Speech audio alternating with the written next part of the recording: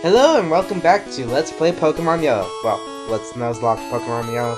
And since we got all the introductory stuff taken care of, let's find our first member of the team.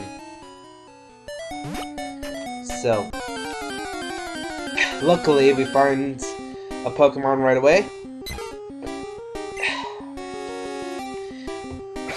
That's kind of the thing with Gen 1. It's hard to Nuzlocke Gen 1 and with the simple rules. For those of you who don't know, the pretty much universal rules, the starting rules of a Nuzlocke run is you can only catch the first Pokemon you see in a route, per route, and you have to name each Pokemon, and once the Pokemon is fainted, it's dead.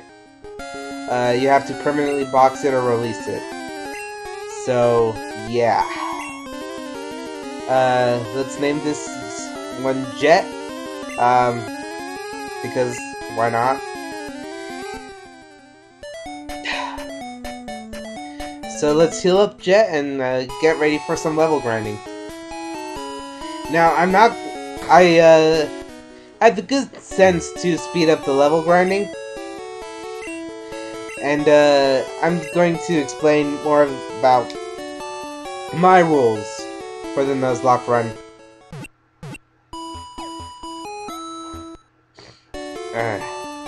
Most wonderful sound, that healing sound of the Pokemon Center.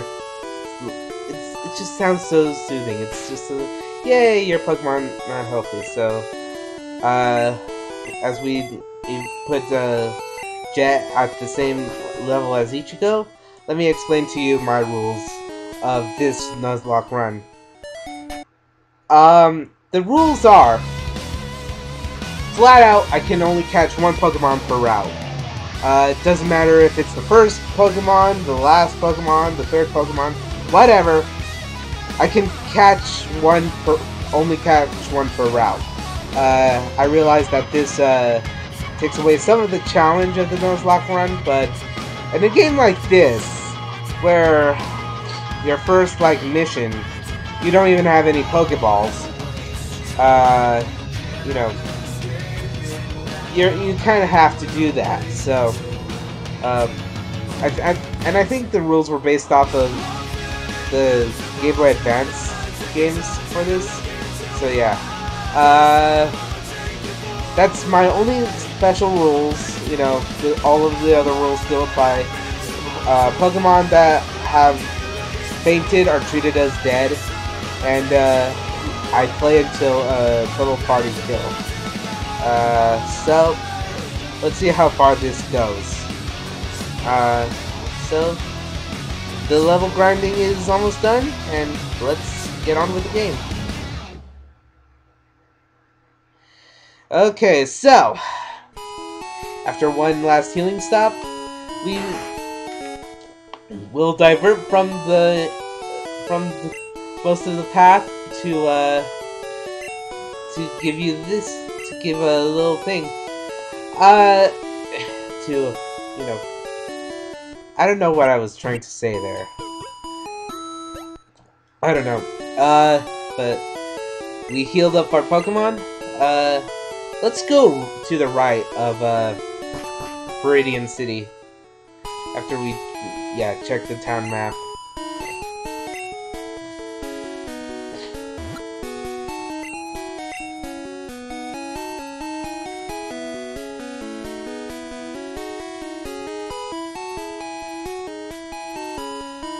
And now we're on the Victory Road. Well, the road to the Victory Road. Road to the Pokemon State League. As I try to find something, you know, in this patch of grass, I only find Rattata and Spearow. I decide to forego Route 22 completely, because I already have a flying type, and I don't think a normal type will help me much. At least that was my logic going in. So after I try to find a new party member, I just forgo Route 22 altogether. I just said that. I am repeating myself.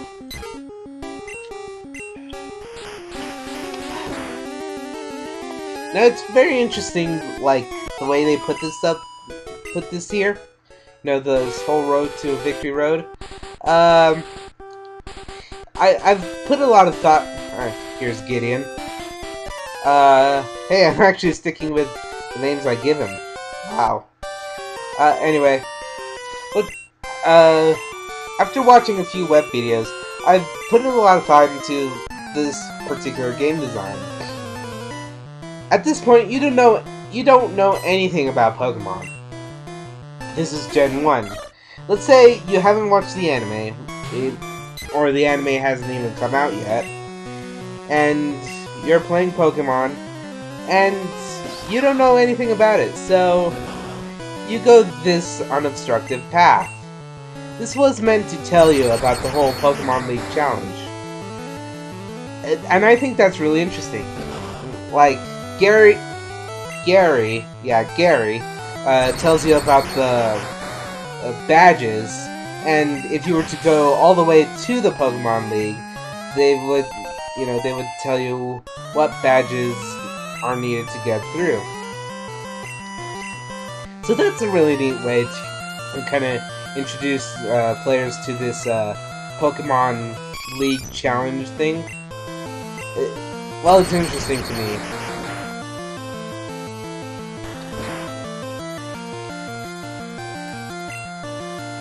I already used my potions. I should have granted more levels, but that Eevee has some attack, I can tell you. During a practice run of this, I actually died during this battle, and since I was intending on following Nuzlocke rules, I deleted that file and started carrying forward. So, yeah, that's gonna be a good indicator of what's to come, I'm sure.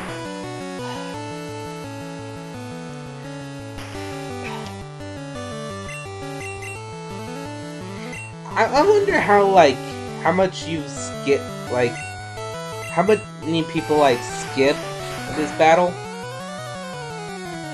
By the way, in Pokemon Yellow, your battles with Gary kind of dictate how he evolves his Eevee. If you suck, purposely lose every battle, he'll evolve into Vaporeon. That's kind of a neat little thing here. He gets overconfident and, evolves it into the type that your Pikachu is weak against. But, I honestly forgot, what the Jolteon and Flareon options are, but if you lose, during the first battle and that battle, he just thinks you suck and will never be able to beat, his Vaporeon as champion. So, that's actually a pretty good indicator of a hero's story right there. Because, think about it story-wise, and I speed up this also, but story-wise, your character sucks. And that's kind of the whole point, really. Your character sucks, but he gets stronger. And your rival, your opponent, doesn't necessarily get stronger. By the way, I forgot this happened. But as your character gets stronger, your rival, your opponent, gets overconfident. Yeah, I forgot that you get pushed off of the ledge there, the hill. Your opponent gets stronger, and he gets overconfident, and the hero's able to beat him. Because the rival was lacking. So yeah, pretty good hero's myth. So as we heal up one final time, your Pokemon centers become real friends during a Nuzlocke run. Unless you have the stipulation, I think someone actually did a run where you're only allowed to use the Pokemon Center once per town, like, and that's a challenge, you know. Well, that's the fun of a Nuzlocke run, though. You have a simple set of rules, and then you have variations to help suit your playstyle or suit your challenge. Your challenge level. Like, the set rules are kind of like a normal level, and then you can make it easy mode, like I'm doing, or hard mode. And, I'd pretty much spend the rest of this video, trying to find a new party member. But we'll find our new party member in the next episode. So, until then, I've been SMX, you've been you, and this has been Pokemon Yellow. See ya.